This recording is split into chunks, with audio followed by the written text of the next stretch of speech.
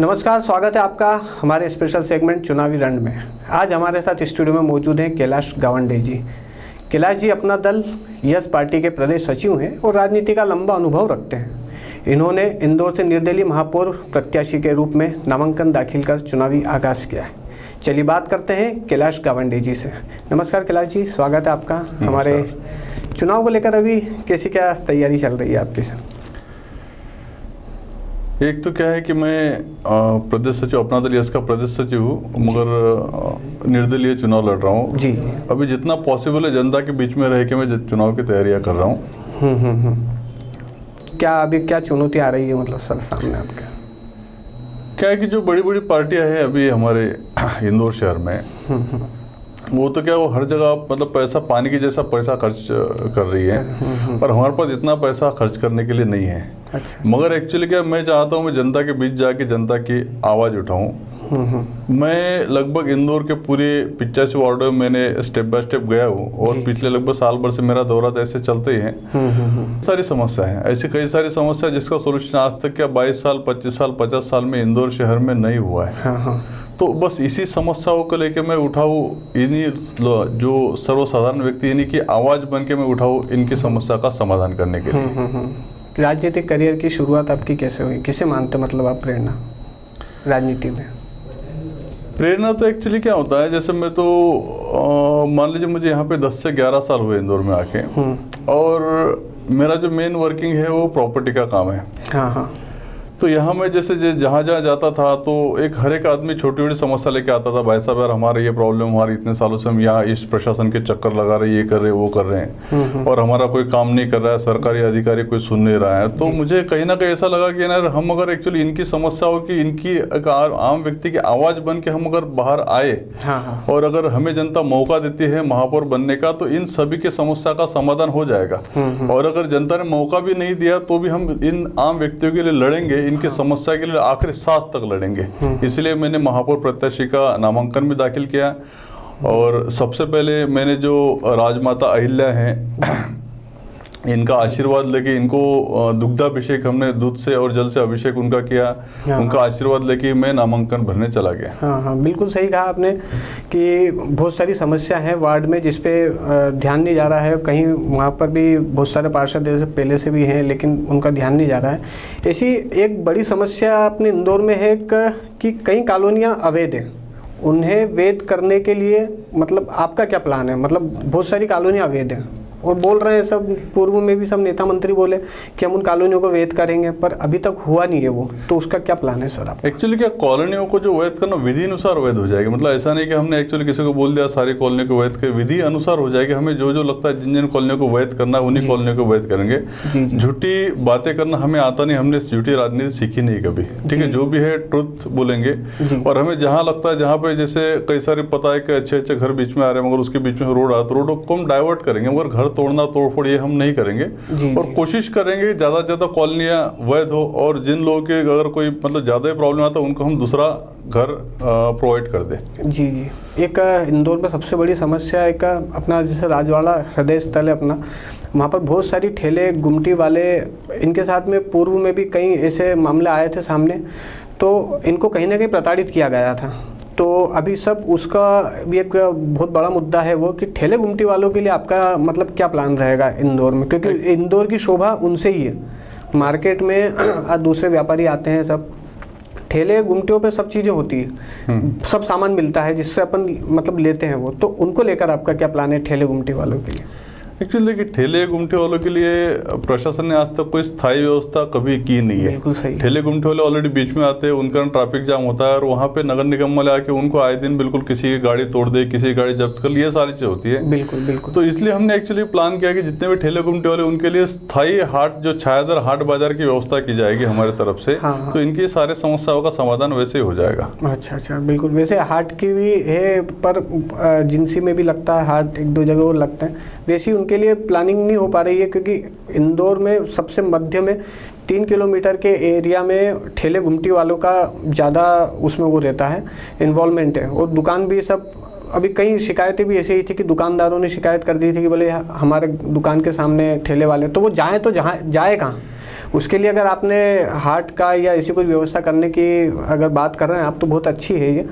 इसके अलावा एक समस्या और थी सर कि कोविड में जितने भी निगम कर्मी ने, अपने डॉक्टर, पुलिस प्रशासन ने, इन सब ने दिन रात मेहनत करी थी कोविड के टाइम पे, चाहे वो यातायात पुलिस हो, चाहे अपनी पुलिस हो, तो इन सब ने करी थी। तो कोविड में मृतक जो निगम कर्मी है, क्योंकि मेन बॉडी एक महापौर की एक निगम से जुड़ी रहती है, मेन बॉडी रहती है, तो उसके लिए निगम कर्मियों के लिए आपका सर क्या प्लान है, क्या योजना है उनके कोविड मृतकों के लिए? एक्चुअली क्या है, जैसे जिन हमारे निगम कर्मी, क्योंकि वही हमारी शान है, अगर उन्हीं से हमारे इंदौर स्वच्छ है, उन्हीं से हमारे इंदौर का पूरा मैनेजमेंट है, उनके लिए एक्चुअली क्या, अगर कोई व्यक्ति वहाँ पे एक्सपायर हो जाता है या शहीद हो जाता है काम करते करते, तो उनको एक्चुअली प्लान हमारा चल रहा है, अगर हम सत्ता में आते हैं तो हम उनको 2 से 5 लाख रुपए तक का मुआवजा देंगे। बहुत अच्छी, ठीक है।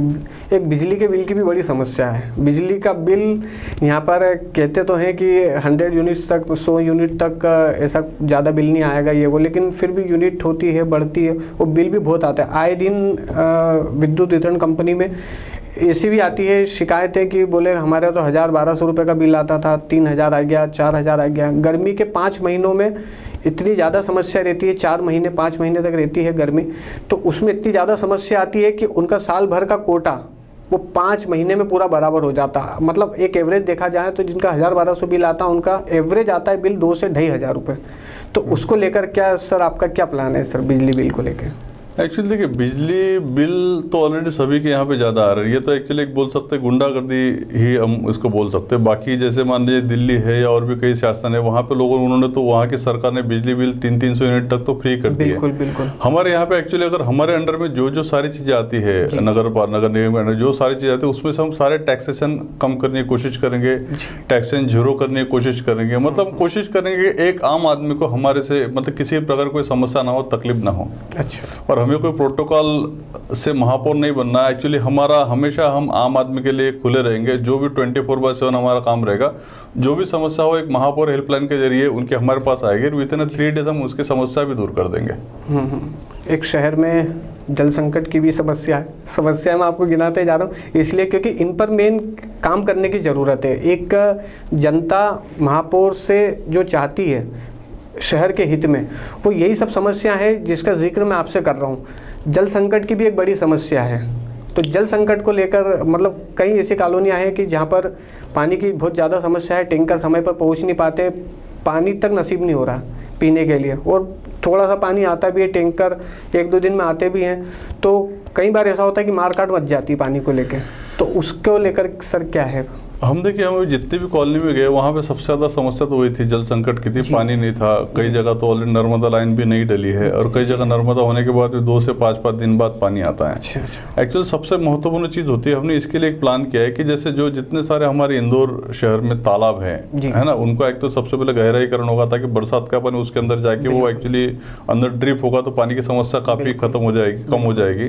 देन वाटर ट्रीटमेंट प्लांट हम एक्चुअली घर घर लगाएंगे, हमारी तरफ से लगा देंगे। अभी तो नगर निगम चार्जेस का बोल रहे हैं, वो हमारी तरफ से मतलब इसकी तरफ से रहेगा, उसका नॉमिनल चार्जेस हम रखेंगे, जो भी एक बेसिक चार्ज होता है वो चार्ज रख के और कंपलसरी कर देंगे हर बिल्डिंग वालों को, हर इसको आपको वाटर जो ट्रीटमेंट प्लांट होता है तो ऑलरेडी वो सारे वाटर ट्रीटमेंट क्या बोलेंगे उसको, water treatment plant, water recharging जो होता है है ना, एक्चुअली वो वाला प्लांट हम ये लगा देंगे, उसका जो हर एक बिल्डिंग में उसके देखिए तालाबों का गहरीकरण करना, और घर घर तक जो नर्मदा की जो लाइन है, नर्मदा की लाइन हम घर घर तक पहुंचाने का प्रयास करेंगे पूरा, ताकि लोगों को जल संकट से मुक्ति मिले। जी। ट्रैफिक की भी एक सर समस्या है ट्रैफिक की समस्या को लेकर क्या रहेगा सर? देखिए, ट्रैफिक की समस्या को लेकर देखिए, ट्रैफिक समस्या का सबसे महत्वपूर्ण सॉल्यूशन है ओवरब्रिज या अंडरपास। हमारे अभी इंदौर शहर में हमने जो एक लास्ट टाइम सर्वे किया उसके अनुसार लगभग कुछ 50 के आसपास ओवरब्रिज या अंडरपास की हमें हमारे इंदौर को ज़रूरत है, जो आज तक नहीं बने। हम जैसे सत्ता में आते तो हम सबसे पहले हमारा काम वही से स्टार्ट होगा।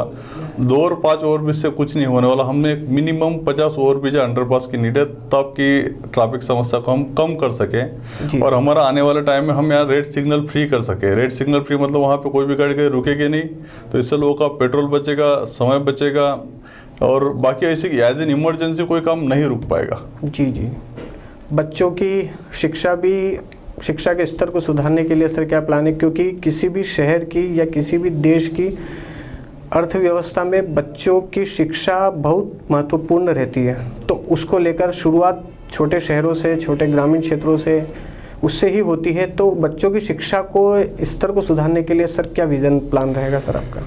देखिए, हर इंदौर शहर में टोटल 85 वार्ड है जी। और एक वार्ड के अंदर लगभग 25 से 30 कॉलोनियों के आसपास आता है एरिया जी।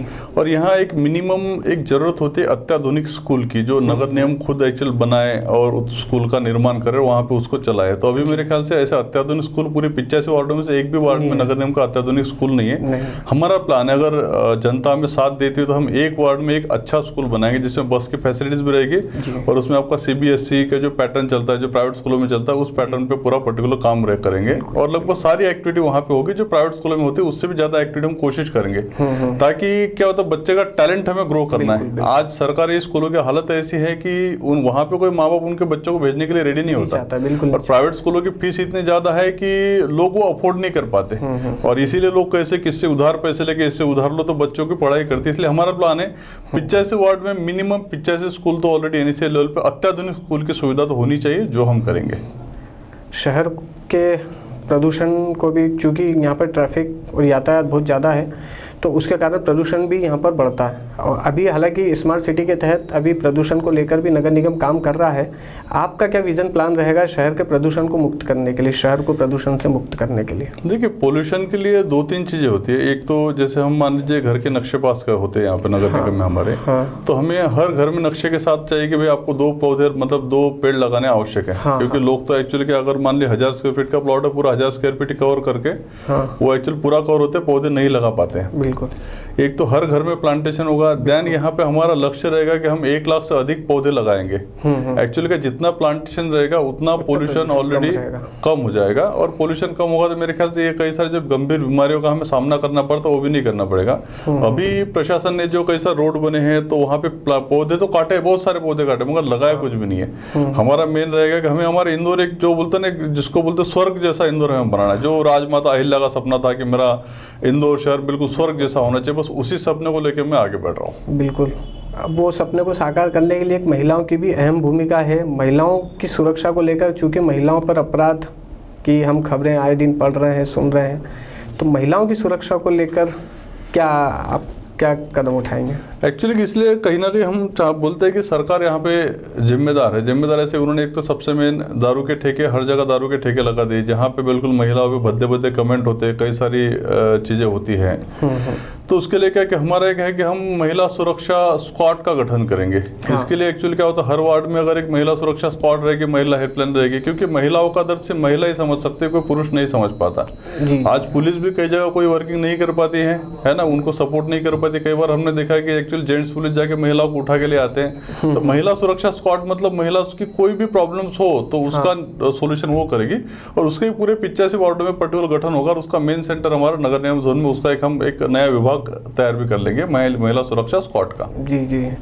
किसानों के कल्याण के लिए और युवाओं के लिए, इनके रोजगार के लिए और किसान का कल्याण कैसे हो, इनके फसल का ये, तो वो थोड़ा सा बताइए आप उसमें कि उसको लेकर क्या विज़न रहेगा, क्योंकि युवा भी अपनी शहर की बड़ी ताकत है, तो उसके लिए क्या रहेगा सर विज़न प्लान? देखिए, सबसे पहले हम बात करते हैं बेरोजगारी की। हमारे देश की बेरोजगारी चरम सीमा पे है। उनके लिए पर्टिकुलर केंद्र सरकार ने कई बार बोला है कि हम 2 करोड़ लोगों को रोजगार देंगे, इनको देंगे, उनको देंगे, तो अभी तक वो एक्चुअली कुछ दे नहीं पाए और युवा मजबूर हो गए कि छोटे छोटे धंधे करने के लिए। जी जी।